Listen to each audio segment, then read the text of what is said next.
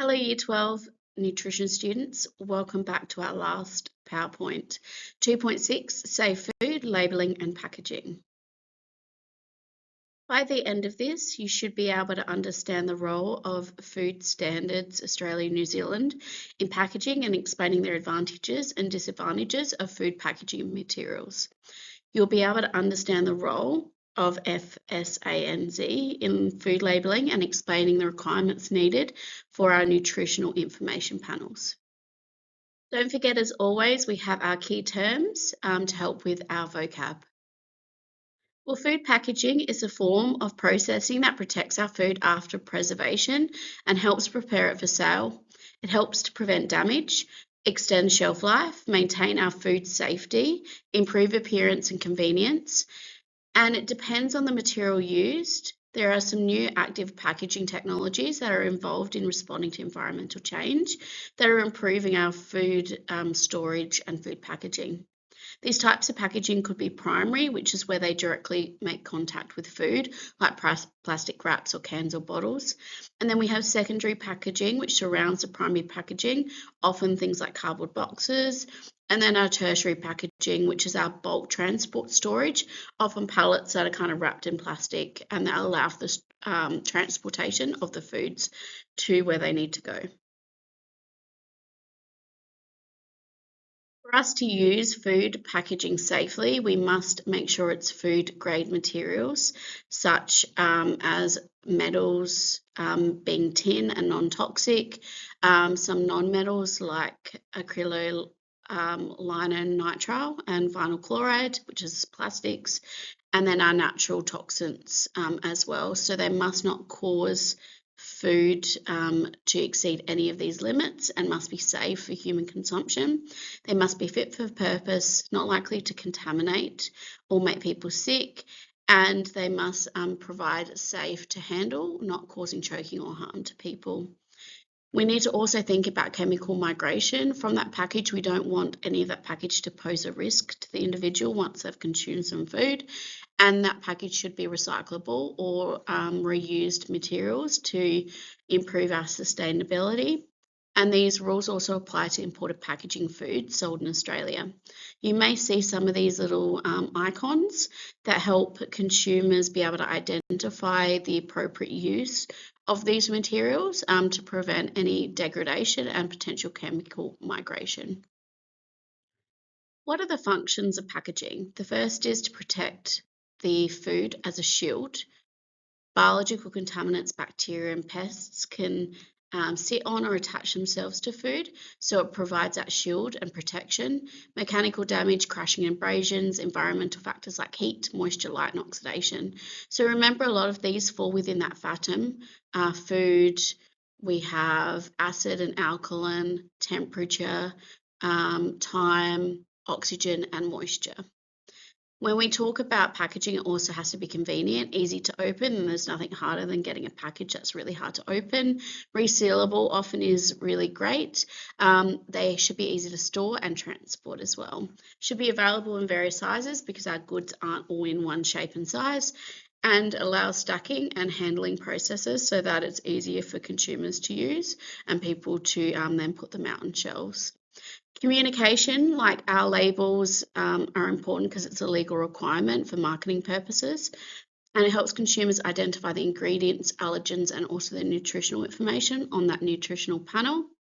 The use of graphics and claims also attract buyers to purchase their product and maybe convey overall quality of food, just making sure that the legal requirements are like Red Bull does not give you wings. Traditional packaging means the passive type of packaging, and it acts as that physical barrier to protect us from air, moisture, light, and some of this physical damage. So you can imagine it's like a skin for our food. The common types of materials used in some of this passive or traditional based packaging is aluminum, tin, which is often in our cans, allowing that long shelf life for products. Plastic is versatile, it's widely used in different materials, some soft plastics versus hard plastics. We have cardboard and paper, often used for dry goods and outer packaging, and glass is ideal for liquids and preservations because it's non-reactive and it's also reusable. Have a bit of a look at this slide and make sure that you're understanding the different types of food materials, some of their uses where you might find them in the shops or supermarkets in society, and the advantages and disadvantages of them.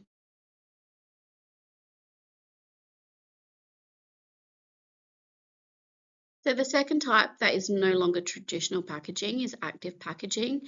This works to kind of modify the environment and extend shelf life and provide increase in preservation quality.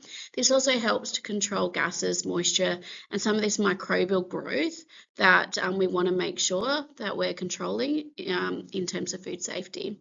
So common active packaging is things like our vacuum sealing packaging that we see around a lot now. Modified atmospheric packaging is called MAPS. It adjusts the gas level around the food, and this helps to keep the food fresher for longer. Oxygen absorbers take away some of that oxygen. We know that a lot of these biological materials require oxygen for them to grow, but also oxygen is involved in oxidation and degradation of food products. We have moisture scavengers. These absorb moisture. We also know that sitting at moisture around that 0.9 is really, really bad for the creation of microbial growth. So optimizing that is really important in terms of active packaging. Carbon dioxide emitters are really handy because if we add too much carbon dioxide, it can inhibit bacterial growth. As you know that they undergo aerobic respiration like we do, and we don't want to live in high oxygen level areas. Ethylene scavengers are also good because it slows the ripening and decay of fresh produce, allowing that produce to travel further distances and provide better quality.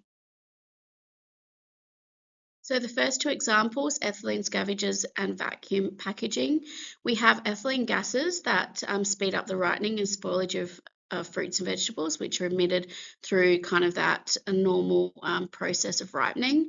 These scavengers absorb this ethylene and they delay ripening, keeping our fresh produce fresher for longer. This helps reduce food waste, specifically up to 50% of food waste. And the most common types is potassium permanganate and silica gel sachets and zeolite clays, which you might see inside of packaging. We have vacuum packaging, probably the most common type that we use in everyday society. They remove air by pumping it out, and this creates a low oxygen level environment, and this is good to reduce the growth of microbial growth. Remember that they grow every 20 minutes through binary fission. We have also high-fat foods like meats and seafoods can become off and rancid quickly through oxidation, so removing some of the oxygen helps. It doesn't remove all of it, so it can improve the shelf life, but doesn't completely remove oxygen from this. Third example is these MAPs, these modified atmospheric packaging. These packages itself are a mix of gases inside food packaging that extends shelf life and improves preservation quality. It's a balance of carbon dioxide, nitrogen, and oxygen, which all of these types of gases are really important to slowing bacterial growth. They fill the spaces and push out oxygen, which we need oxygen to grow for anaerobic respiration of different bacteria. And also it limits the change of color of meat through oxidation. So MAPs are widely used in meat and seafood, dairy products, fresh fruits and vegetables, especially the ones out of season that we might find they could go off easier. The last ones are just the oxygen absorbers and the carbon dioxide emitters. So the ones that absorb oxygen are things like these iron powder sachets. They collect this oxygen and create rust or oxidation occurring inside of there, and they leave mostly nitrogen. This helps prevent spoilage of foods and extends especially dry foods only, like taco shells. It's non-reusable, so once these sachets have been saturated by oxygen, they can't be unsaturated, and it can't be used for moist foods due to botulism risk, so just the ones that are dry. We have carbon dioxide emitters that might sit inside the packaging as well. These slow microbial growth It's really good because carbon dioxide is something that can inhibit growth because our biological microbial growth is slowed in that presence based on needing oxygen to grow. So these might be in common snack foods like nuts, bakery items, meats, and fish. One of the last ones is these moisture scavengers. We know that microbial growth is increased under moist conditions, so they absorb the excess moisture and prevent spoilage of food and also the growth of these microbes. Our pad sheets or sachets containing calcium chloride are examples of moisture scavengers. They control the humidity in the packages, and they're often single use, such as cereals, nuts, snacks, fresh fish, and meat. Some of the issues with packaging our food is that we can have nutrient loss. So after harvest or slaughter, depending if it is our vegetables or our meats, especially fruits and vegetables, they lose nutrients due to respiration, moisture loss, and microbial growth. And packaging also allows some of this light, oxygen, and moisture to be inside of these foods, which could cause risk of greater nutrient loss. So the longer we leave our food in packaging, the greater the nutrient loss we see. One of the major roles of the Food Standards Australia and New Zealand requires that key information on packaging food labels allow consumers to make informed choices. So they must have the date, food identification, net weight. They must have a warning or advisory statement for allergens. They must have a NIP, which is a nutritional information panel.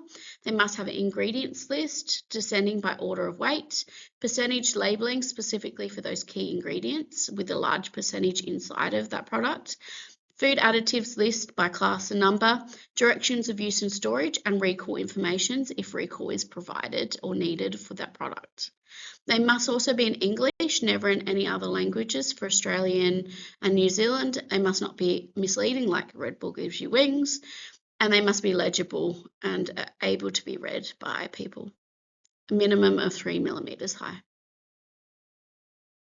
You might have seen some of these labels like grown in Australia, product of Australia, packaged in Australia, imported, and so forth. They help us know where our products are coming from and if they're packaged or processed here in Australia. Labeling exemptions, so some things that could be exempt from having labels is things at point of sale, like our bakery and takeaway, pizzas that are delivered, small packages inside of large packages. You might often see they're saying not available for resale. Single ingredient items like fresh produce, fundraising foods, very small or low nutritious herbs and spices. In terms of the country of origin, Australia consumer law, not the Food Safety Standards Australia and New Zealand, is the one that really controls where this food is local, imported, or mixed ingredients. But it applies that anything that has come in must have been packaged or shown to be packaged or unpackaged items with these labels on top. This is an example of food labeling to be able to help show the different parts that are on a product and that are required by the Food Standards Australia and New Zealand. To apply your knowledge, I would recommend you going to your Essentials textbook, start your revision questions, and there is a Kahoot at the end for you to practice.